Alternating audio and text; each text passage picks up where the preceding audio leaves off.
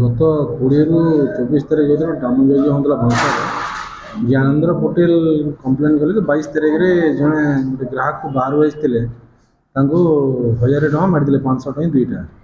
Doubt लगला तो से 500 टଙ୍କା आमको खबर मिलला से खबर देले और से संक्रांत में आम जाकि गोटे रेड कला भैंसार जनकर घर हूँ वरुण पनुआ बोलिकी घरे 274टा 500 टଙ୍କା फेक नोट्स मिलना और से आधार में आम गोटे केस कलु और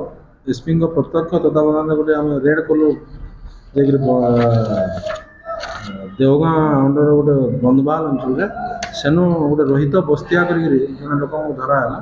से जी की सप्लाय करते से दुई जन मिसिक 500 टଙ୍କା तैयारी करी रोहित और वरुण पनुआ मिसिक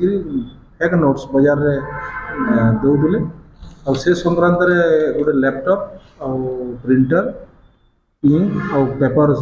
सीज हो 274टा फेक नोट्स 500 टଙ୍କା सीज हो गोटे case 106 number case Patnagarh Sankrant 467, 68, 468, 471, 489 A, B, C and 120 B और दुई एक्यूज वरुण पनुआ और रोहित बस्तिया अरेस्ट होती आज से कोर्ट फरवर्ड हो।